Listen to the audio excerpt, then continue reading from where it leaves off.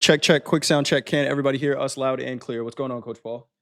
We hear you loud and clear, Coach Jay. How we doing today?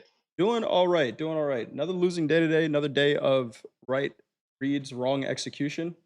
So down a little bit, need to reassess. Probably going to scale back a little bit over the next couple of days just to make sure I am executing properly. But a decent mixed day overall. Took some trades towards the end of the day in a personal account where we made some of it back, but need to focus on the executions in this live account and continuing to build that balance. So that is going to be my focus for the rest of the week. How was your day, Coach Paul? Good day. Slow. I didn't make many trades, but ECB's edged out a President small Lagarde says we gain. have a better capacity to Controlling absorb shocks. 50% winners to losers. But really, it was a choppy day. I missed a fill in the crude oil, the buy. I didn't take. I'm too nervous to take market orders there. But It's a wild market. hey, It is another. a wild market right now. But overall, a good day. Nice. Good to hear. Good to hear. Well, welcome to At the Buzzer, everyone. Our market recap. If this is your first time here, the goal of this segment is to review what happened in the markets for the day. Lagarde says We the may degree talk of about- uncertainty and volatility is very surprising. We'll turn that off. The goal of this segment is to review what happened in the markets for the day. We may talk about something that you have not traded before, but we believe our goal as traders is to identify opportunity. We want to see how we could take advantage of those opportunities while managing our risk. I'm Coach Jay, been a Topstep performance coach since June of 2023. And that is Coach Paul. Coach Paul, go ahead and introduce yourself. Hey, I'm Coach Paul. I've been Topstep since April of 2023. I've been involved in the futures trading industry for 4 decades. I'm here to share some of my experience, some knowledge, and hopefully help you become a better trader. Awesome stuff. You are all the chat, our audience. Let us know how you did today. Were you up in the day, down in the day? Anything that you learned from the day? Volatility is still here. Volatility is still here. We do have some earnings out as well. See if those numbers have come out already. We're supposed to be getting Oracle earnings right at the top of the hour on the close. Sorry, we're starting just a little bit late. There's traffic. Caught up in, but Oracle reported their earnings. Earnings per share came in at $1.79. Estimates were $1.70. Adjusted revenues came in at 17.19 billion. Estimates were 16.89 billion. So beat there on earnings per share and revenue. See, raises their total revenue guidance to 90 billion. These Q4 revenue growth 18 to 20%.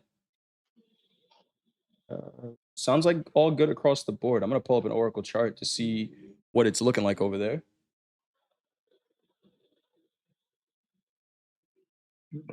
Gonzalo says, being a better trader for me means doing the exact opposite of what I chart. I've been there before. Coach Paul, you ever been there? All of us have. That's where the discipline of following a plan comes from. Because even if you have a plan, you're going to go through a series of chop. And today was the classic choppy day after yesterday's big range day. And this happens to all of us. But number one, control the loss on the balance of your account. 100%. This 12% rule is so important. 100%. Control the losses and figure it out.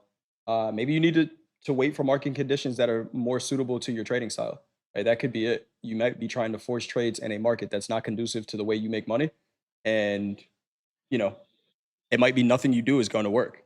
That's probably not the case, but it could be. Transition over to Oracle charts really quick. Oracle after those earnings, pretty favorable reaction there. Up about 7%. Closed the market trading around $150, now trading $102. And after earnings, we know it's pretty thin market, so we'll see the market's actual response tomorrow. We open up for the New York session, but let's check the Nasdaq weightings list. Where is Oracle on that list? Oracle's not on that list.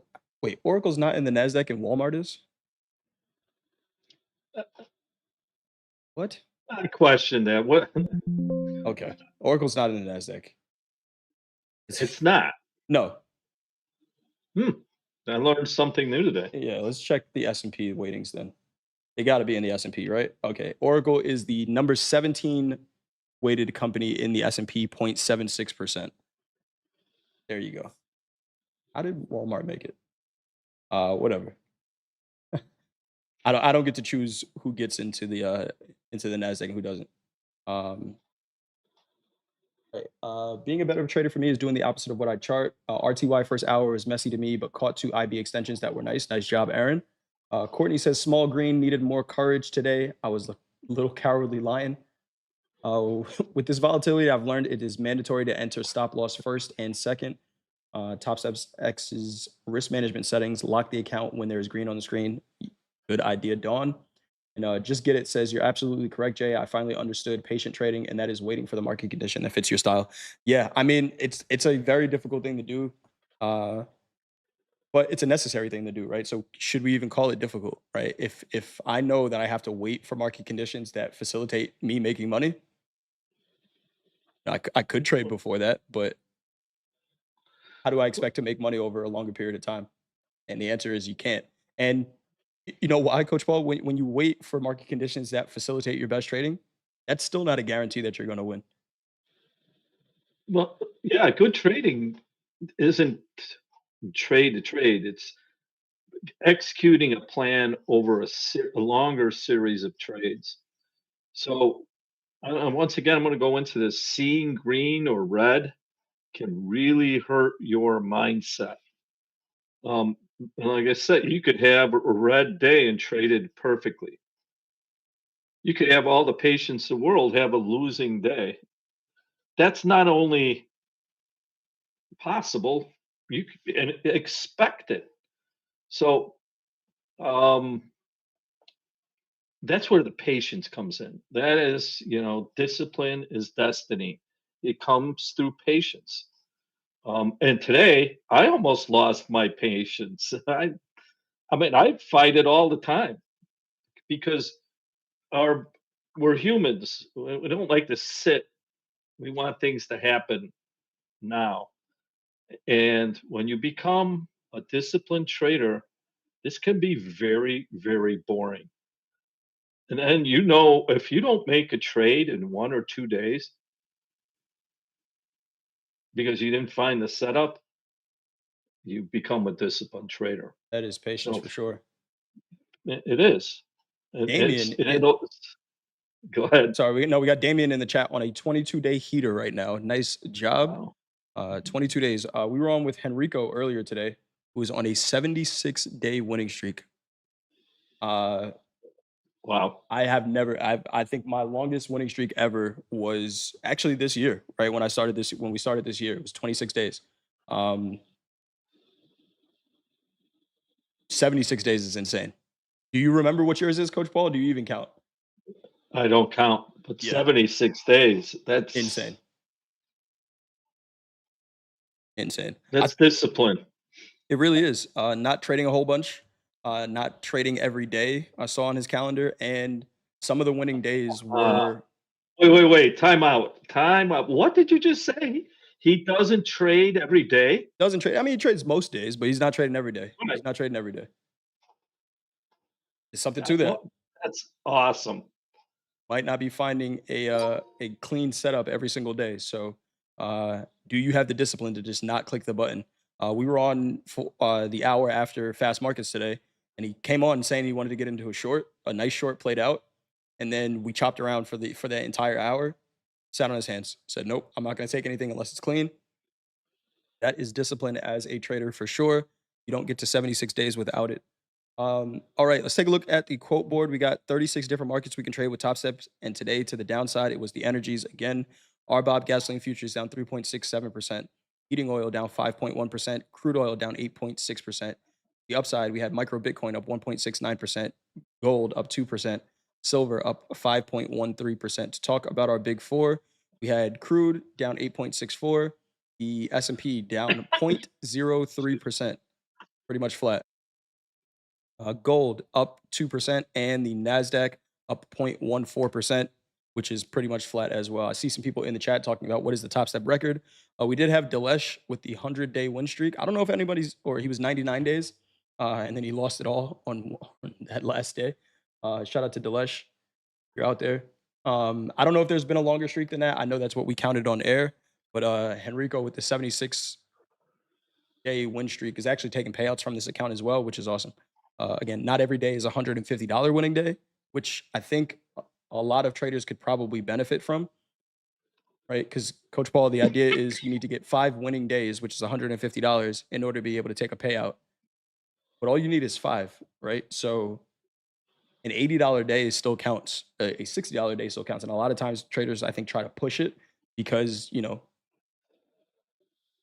if I get 70 more dollars, it counts as a winning day. If the market conditions don't facilitate it, you don't have to push it. But let's take a look here at want to start with crude again, or you want to go with the equities? Let's go with the equities. Go with the equities. Nasdaq on a daily. What are we seeing here? Um, I am seeing.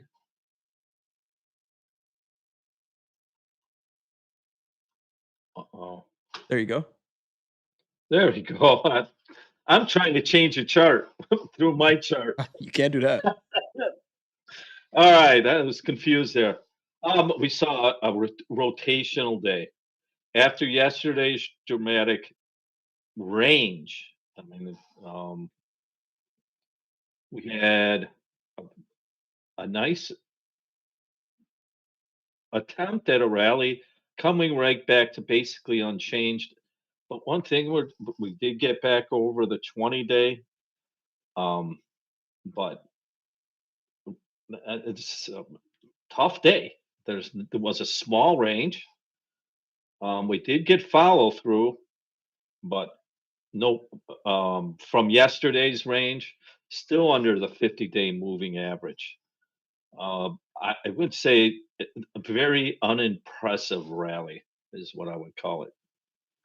So rotating, couldn't hold the highs, right back down. Um, I call it a nothing burger. Yeah, pretty much. I think we're seeing a market that is kind of just really tied to whatever is going on in crude oil right now. If you watch the guys trade during power hour towards the end of the day, that inversion trade, crude's rallying, the equities are selling, kind of similar. And I think that's the environment that we're in right now, right? What comes out of that?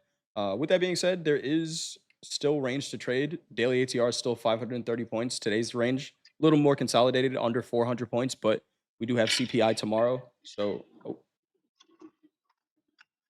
we do have CPI coming out tomorrow. So that could move us around a little bit here. If we look at last night's open, we traded this candle a lot. Again, this VWAP barely left this range to the upside. Wasn't the most convincing trade. We did get up to 25 200s and reject, which was an area that we rejected late last week as well. So still pretty range bound here. Still pretty range bound. Aaron, that power hour was pretty interesting. Pretty interesting there.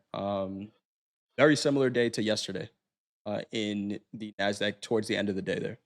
All right. Anything else you got on the equities, Coach Paul? One other thing, let's take a look at the volume profile. Okay. And that'll help us on a rotational day today. That can help in aiding your decisions. If we look at the path of the point of control, we had the rally after the cash open at the 8:30 open, and it was one push. And then what happened? Market fell asleep. Went sideways, but watch what happens when the point of control flipped to the upside. It just stopped rallying. Yeah. And that doesn't happen right away. So Right. when we broke that price, I was watching it on a 5 minute when it broke that price. It just collapsed back to the opening range and even through it. So yeah, that, that didn't give it any time. But Right. Um, so this is a classic tired market, Right. up and down, around. After one thing, I don't have the pivots here, but the pivots levels were very extended away from each other. So, and once again, after a large range yesterday, this is a kind of an expected action. Um, s- Classic rotational day. And what I wanted to see, we have someone made a comment here in the chat. I trade way too much. I don't know how I passed an eval and make money. I feel like it's going to catch up to me if I don't chill out. First of all, that's a great um, insight because you feel it. Where it catches up to you are days like today. And that's where over trading really, really can, a day like today can just blow up an account. Right. So great insight. One of the things to do is actually every day journal out every trade. And this is you talk about discipline. You have to spend the time. Note when you're trading way too much, why you're making those trades. You'll be able to sort out your mental situation when you see those trades. Like, who the who made this trade? I've done this. Like, where did this trade come from? There was some demon that took it over. Right. So it's great that you're recognizing that. My suggestion, I highly suggest it is, you need to spend time in analyzing every trade. That'll give you the reason and the evidence to slow down. Absolutely. Absolutely. All right. That is what we have on the equities. Pretty much the same thing across the board. Yeah. Again, they're all kind of moving the same way. I don't have data for the Dow. They're all kind of moving the same way. And again, I think it's a lot of it is tied to what is going on in the Middle East and specifically with the oil market. We could see that inverse correlation playing out almost on like a 1 minute candle. Oil starts selling, equities rallying, and vice versa. So let's take a look then at oil on a daily. We still closed inside of yesterday's range. Again, that had the potential to be the blow off top, but with what is going on here in the world, you know, Jack said it during Power Hour. He said there's a headline that could come out that has oil trading up $30. Probably isn't as much of a headline that could come out that has oil trading down $30. So you know, there's opportunity on both sides in a range like today. Daily ATR is above $7. Today's range $14. I saw a bunch of people complaining about the banner at the top of the screen saying, "I don't care."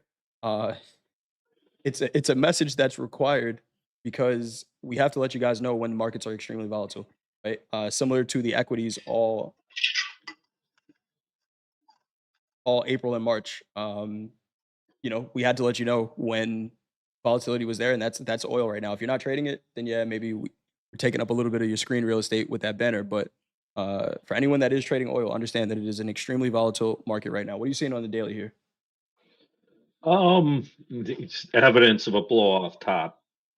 Um, Very hard to trade. Uh, my pivot ranges today in crude after yesterday's $38 range. The range of the pivots were from 154 as the third level resistance to $39 on the third level. There's nothing there. You could say that market has been blown up.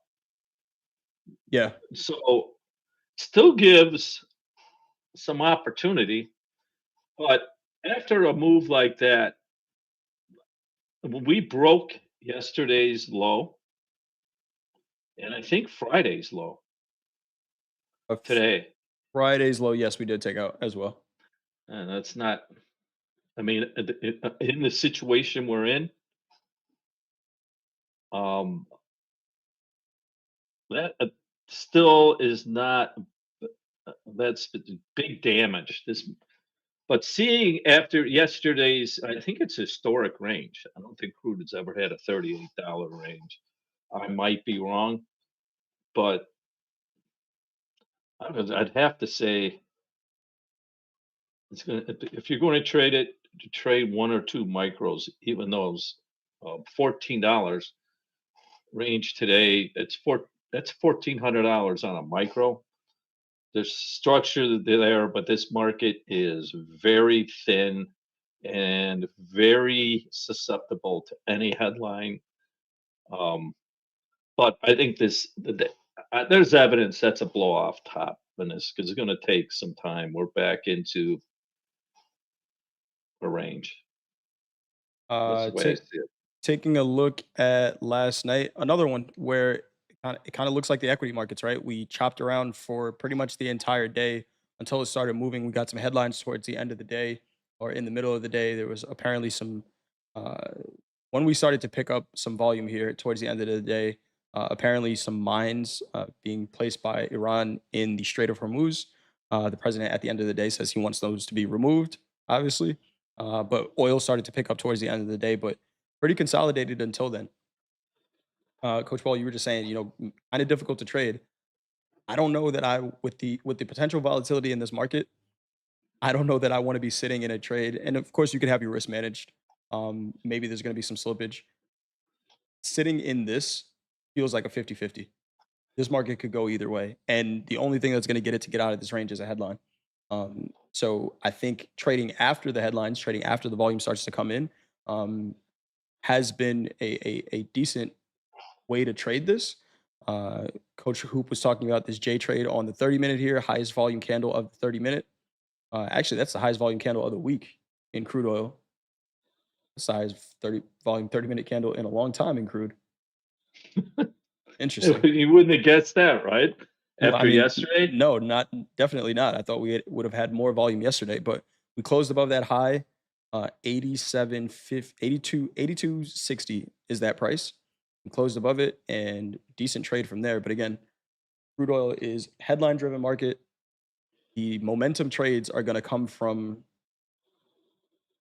some type of trigger, right? It's not just going to start moving out of nowhere. So if you are going to trade crude, this is my personal opinion. Again, anything we say here is for educational purposes only, not any trading or investment advice. If you're going to trade crude, wait for crude to start moving. Um, that's my advice.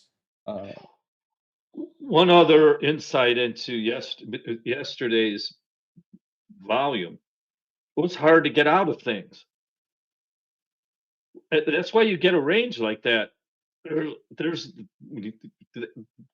put that in the dictionary next to liquidity. With lack of liquidity, everyone's blown up, and then some market makers or fringe traders are out. Now you have long-term players. Long-term players have big positions. So I remember an old fund manager. He goes, "Yeah, there's liquidity, except for when I need it." Yes. And yesterday was a classic example of that. That's why you can see big moves like that with not great volume. Think about that. When So that was a great lesson seeing that. Today was the biggest. That half hour was the biggest volume in a long time. a very long time. Yeah. Very surprising there. So I would keep an eye on that range. Again, that 30-minute candle we're talking about that set the low for the day. We closed above the high, 82.71 at the high, 76.73 at the low. That is the candle that tested the Friday low, and we closed back above it. So interesting stuff there in crude oil. Uh, the other energy markets are moving as well. Shout out to Yeah. D, who I know trades RBOB often, right at that 200 moving average on the 30-minute. crude oil is right around there as well, right on it, right on that 30, 200 moving average on the 30. Difficult but interesting market right now. All right, let's go over to gold. Who's trading crude in the chat, by the way? Just curious, who's trading crude oil? Uh, And if you are, how are you trade? Are you doing well? gold on the daily. What are you seeing here, Coach Paul? Boy, nothing. No, seriously, it's still holding the 20 moving average. Look at the volatility. ATR just falling apart. A tired market. Um, it's neutral to bearish.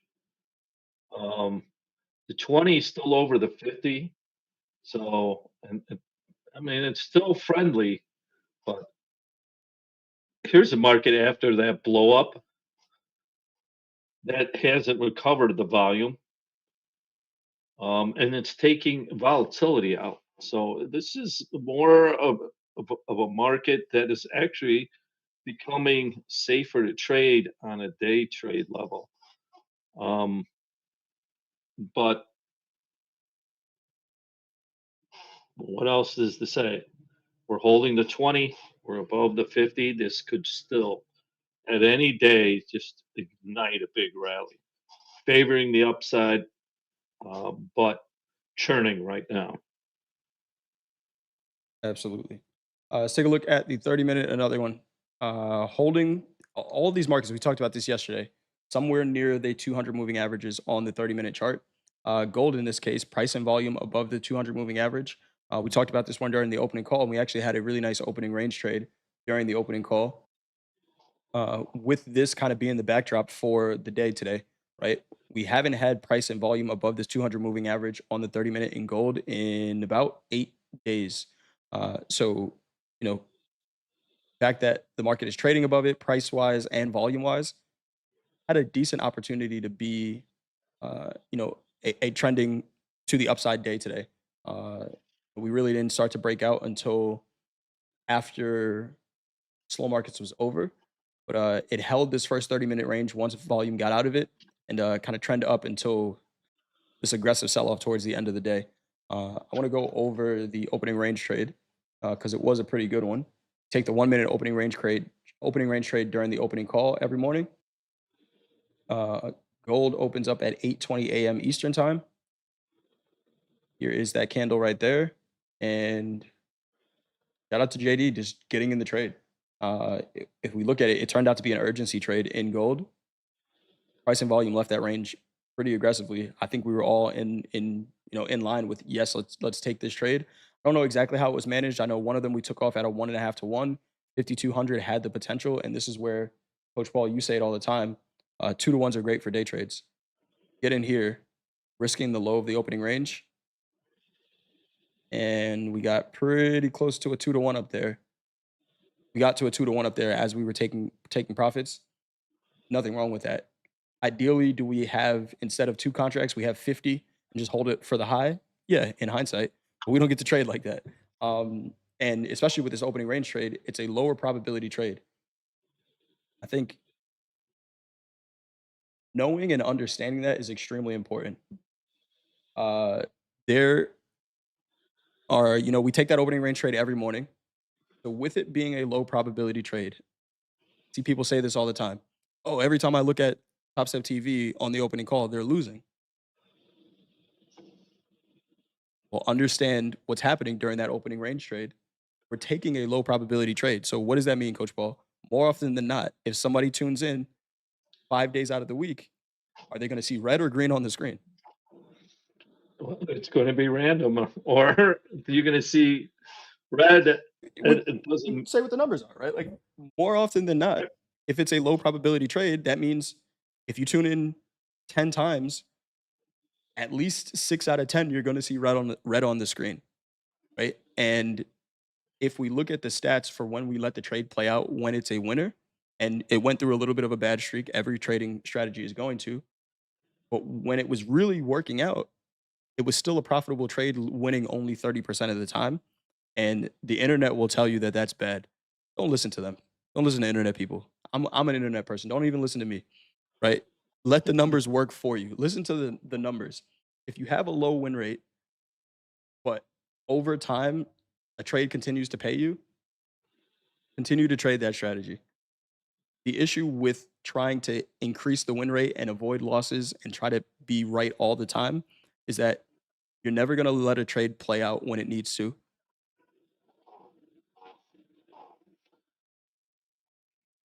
And, you're probably going to see a bigger loss eventually because you're going to do things to try to avoid losses to just be right all the time.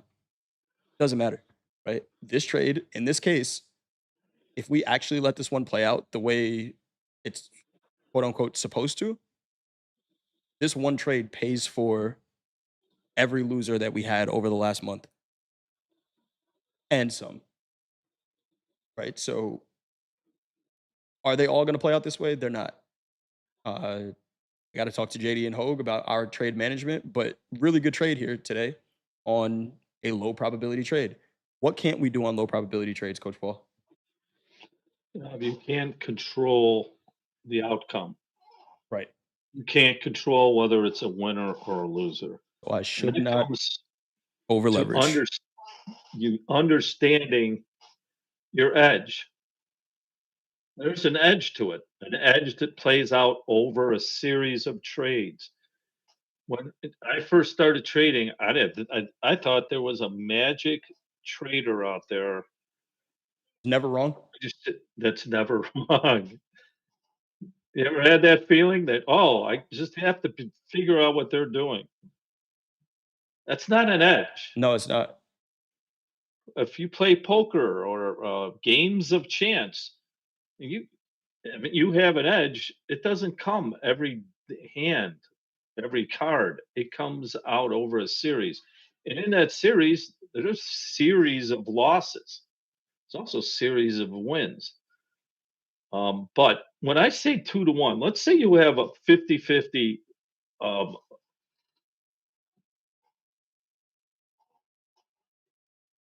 trading plan. Right. You win 50%, you lose 50%. But if you take 2 to 1, over time, you're going to do very well if you are disciplined and consistent. So, not every trading plan is familiar, not every trader is the same, but you need to find that edge and execute it. And I know a lot of times, we would prefer to get an 80% winning. I don't know. Does anybody have 80% winners there? No. No. I'm somewhere near like 52. Okay. So understand that when you're trading, when the lack of understanding is you're going to end up doing what hurts almost every trader. You're going to chase the winner. I got to get a winner. I got to get a winner. And then that turns into gambling. So great discussion. Thanks for bringing that up, coach. For sure. Dina in the chat says, I get frustrated when I leave too much on the table. Took a 2 to 1 on the Rusty today, but it just kept going. Got in long a bit later and lost half the profit. So here's the thing, right? If you are going to take 2 to 1s, what you're doing there, and I think, Dina, we talked about earlier, you trade with a pretty wide stop, right? So 2 to 1, you're probably catching a lot of the move for the day, but maybe not the entire thing. If you're going to trade where you set a 2 to 1 target and you take your whole position off, the same way we talk about measuring risk to the downside, you have to accept that you're measuring a potential capped profit for the day. And what happens is when the market continues to run afterwards, now all your job is to deal with the emotions of quote unquote leaving money on the table, right? We only ever remember the times really where it works out in our favor, where it would have worked out in our favor if we just stayed in the trade, right? How many times do you take a 2 to 1, it pays out? and that's exactly where you should have taken profits, and the market turns around, and if you were looking for more, it would have taken your money anyway, right? So if you're making the decision to take your trades off at 2 to 1, just accept now that you're probably not going to catch the entire trend for the day, if it does happen. Um, for me personally, what I like to do is leave a runner and trail the runner as I get out the rest of the position, because I would like to catch some of the rest of the move. Um, there aren't many traders. There are a lot of traders that look at the chart and say, "Oh man, I was in from here. I could have just got out here." The percentage of people that actually do that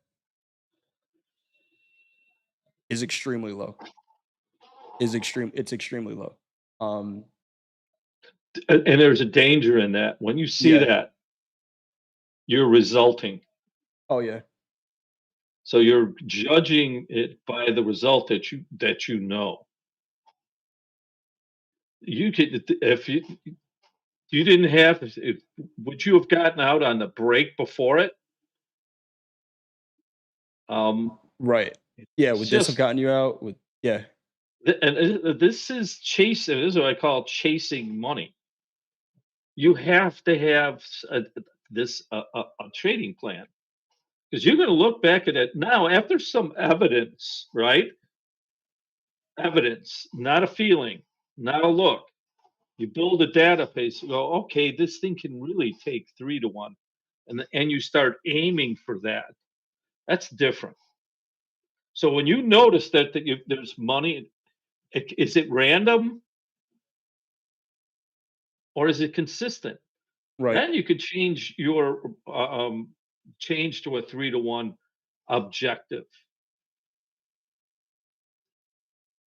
and that's how you can improve.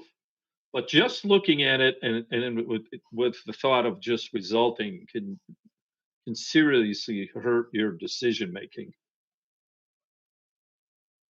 Now, without answer a question here from Air Funish, Coach, I am in a weird spot. After a series of losses, I am afraid to place a trade. Is this normal? Not only is it normal, it's expected. Yeah, it's hard to. Now, I would ask you, are you confident in your trading plan and your decision making? If in this series of losses, have you cut short winners? Have you let losers ride? Have you over leveraged? Those are some of the things you need to go back because you're losing confidence. And if one of those, if you had any of those in this losing streak, well, you're going to get an answer. It's you're not executing your plan, and it's leading to in tennis unforced errors. So yes, this happens. Now, if you've been following your plan and you've gone through a series of losses, that's like I said, it's not only probable, it's expected, and it's going to happen. This is why when I talk about protecting protecting your balance, protecting your equity, that's where that 12% or 10%, it's 10% of less, so you can survive through that. Anything you would add to that, Coach? I'm looking at Air Funish in the chat. It says confident, yes, cut losses, just developing this weird phobia. I think we've all done it. You have to have I think you have to put yourself in a place in trading where you can breathe freely, right? Like give yourself the room to just breathe trading, because you're going to right every day we trade, there is an opportunity to lose money, right? Everyone always looks at it as an opportunity to make money. But, you know, we would tell athletes this all the time, Coach Paul. You have to kind of think positive. I actually saw a tweet that said uh, something about if it's possible to overthink the negative, why don't we overthink the positive? Right. And I think that's kind of where you're at right now, right? You're just everything that you look at, uh, Everything that you look at is right now is viewed with a negative lens, right? Anytime you look at the charts, you're just in your mind saying, "Oh man, I don't want to lose." Uh, Saying "I don't want to lose" is framing everything you do around losing, and not winning. It's framing everything around losing, and then it's all your actions are loss avoidance, right? If you frame everything around, "Hey, I want to take good trade setups and execute good trade setups," then all of your actions are with the uh, intention of good trading, right? Hopefully that makes sense. So I think it's your framing, which we've all done. And anytime I've ever done that, where I'm trading because I don't want to lose, guess what happens? Over a longer period of time, I just lose and lose and lose. Uh, right? It's like if you're driving a car and you see red lights, but you're in a hurry, and you're like, "Oh man, I just hope I get all greens," and then just somehow all the lights turn green, right? It's like, "Oh man, I need to get there. It'd be nice to get all green lights," and then all of a sudden the lights are green. Like, oh, if I just think good thoughts, and maybe that's some what's the word I'm looking for? Superstitious stuff, but just try framing your mindset in a different place. Coach, and I'll add to that. When you're in a draw, just call it a drawdown. Leave the Mhm. word loss, because that really keeps a negative. It anchors negativity to it. If you're following the plan, it's, it's just a loss, cost of doing business. But in this drawdown, where you have a series of losses, you you're frustrated. And coach, I'm going to go back to what you were said today. You were caught in traffic, and you're under a deadline to get back. I'm going to Yeah, use this analogy because I think everyone has this. So listen, when you don't want to see red lights, what do you see? all What you reds, get caught in? They're all red, all red. and now you're in a hurry, and you're being denied, and you're under pressure, and then you're emotionally you break out in anger. Oh yeah. Son of them. And Oh, then did you have a camera in everything's my car or against something? you. Did you have a camera in my Yes. car on the way home? Like what? Oh yeah. I've done it. I know it. Right? So with that, that's the same emotion you're gonna go through when you're in this drawdown. Right. I'm not good at that, by the way, with the red lights. I And break out in some Tourette's, and I'm like, "Come on, this has got to I stop." I I was looking at the GPS. It was saying what time I was gonna get home. Um, and we were sitting in traffic, and then there's just somebody in front of me, which on any other day, I wasn't in a rush to get back at a certain time, whatever. But I'm looking, I'm honking the horns, like, "Come on, bro, drive your effing car." Uh, yes, I am from New York. But it's like that person doesn't know or care that I'm in a rush. Markets don't know or care that you need to make money today. Uh, and they're waiting for you to do something emotional because somebody else is sitting on the other side of your trade waiting for you to take it. So, uh, you know, control those things, control those thoughts, those habits. Uh, important. It is important. Just like the movie Bruce Almighty, exactly. Classic dips, exactly. Dante Sweeney was asking about, when the highest volume candle happens during the day. Does it matter? Uh, what I'll do, Dante, if the highest volume candle of the day just pops up in the middle of the day, I'll just do what we always do, right? Frame it out and watch the market's response from that candle. You can start to see what I would call this is a trigger, right, in the middle of the day. I'm telling you right now, I was looking to short the Nasdaq from the time we got above 25,150. And one of the things you can look for is the trigger that takes you in the direction that you're looking to go, right? So I was looking to short the Nasdaq once we got above 150s, right? It's part of the reason I had a losing day today. I shorted before the trigger. What is the trigger? It's price action and volume in a direction that I'm looking to trade, right? Now, there's going to be a lot of false triggers in this action, right? We get these volume spikes here, a little volume spike right here, right? Could that have been one? It could have been, but it's not really anomaly, right? We can see we trade back above that high volume candle. See the one you pointed out, Dante, and how that's the trigger, and we never break that candle's high.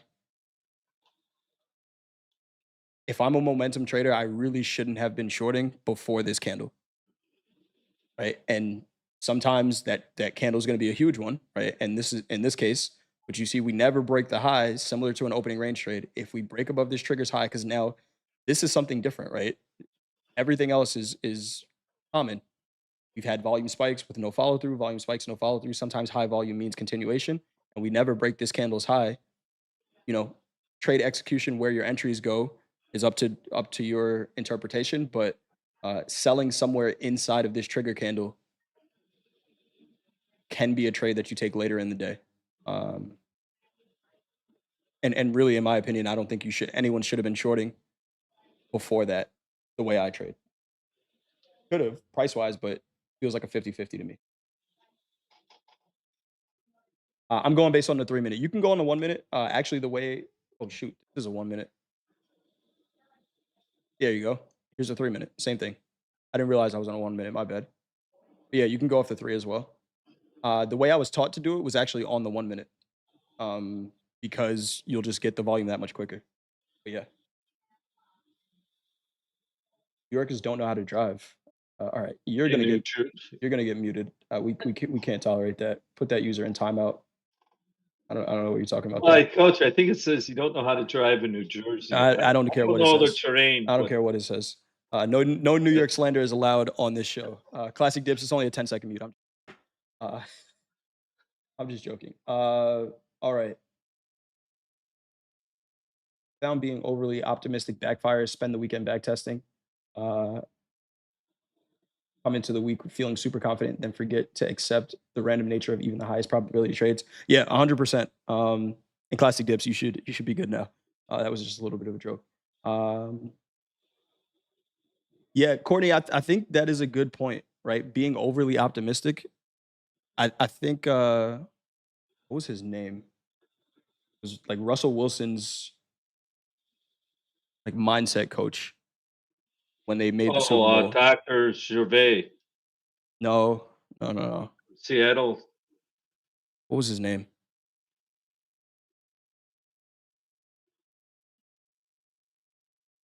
Somebody knows what I'm talking about in the chat. You said Gervais? Yeah, No. he was at Trevor he Moawad. was at Trevor Moawad. uh, Trevor Moawad, right?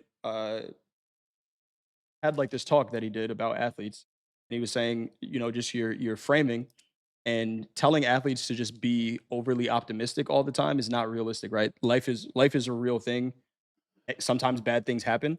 Um, but what he would say is either be neutral, uh, either neutral or positive. Just never go into the negative, right? Courtney, I think exactly what you're saying. You could back test all weekend. And you're like, all right, I'm gonna go into this and I'm gonna take the first A plus trade that sets up, and then you're stuck, right? Because you don't want to let yourself down after doing all the back testing and finding out the perfect trade and things like that. Uh, the back testing happens in a controlled environment where there's no real risk on the line, and then you got to operate in the uncertainty of the markets, and it's a scary thing to do. So I get you there. Try to be neutral.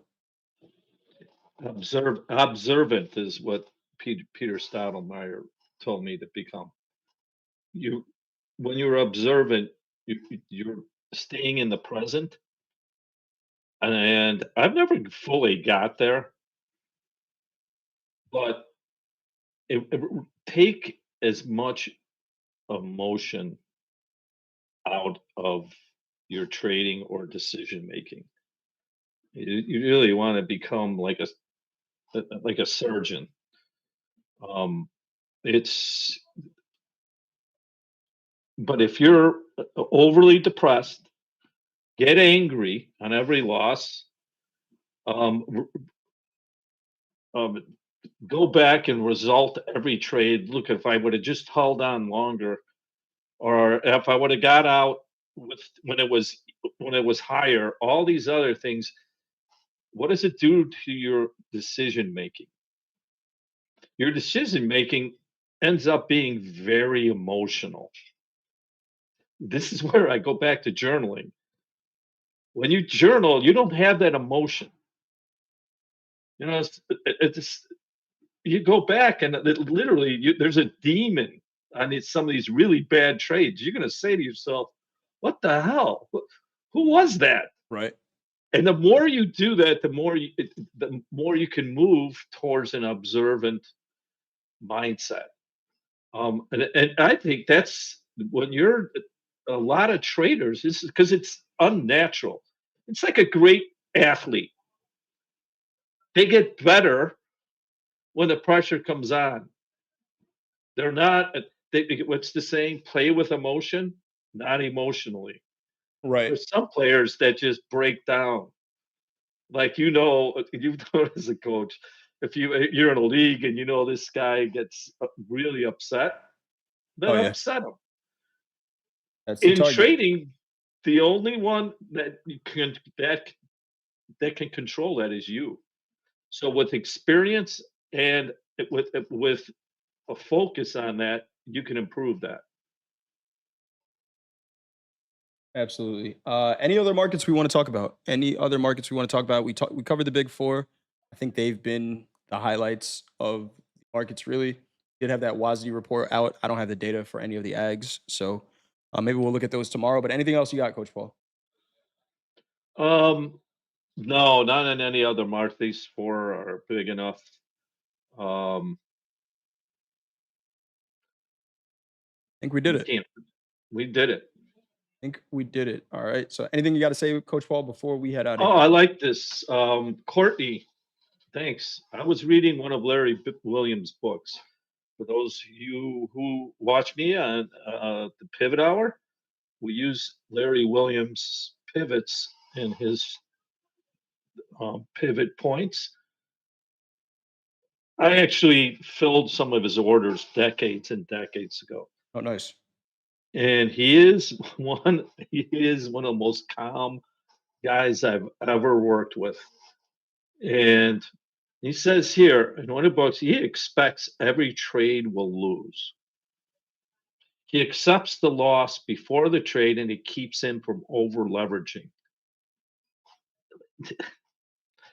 And it goes back to the 7 principles of successful and consistent traders. Predefine your risk, accept it. That's exactly what Larry Williams does. It's the cost. There's a cost of entering. So when you have that loss in your head is you're wrong, it's terrible, it's going to be very hard to accept. So that's where you got to work from. That's where you deal with confidence, even if there is a negative trade. Thanks for sharing that, Courtney. And I'll leave with it again. Plan your trade, right? In that planning your trade, there's a cost. Can you afford that? Do you accept it?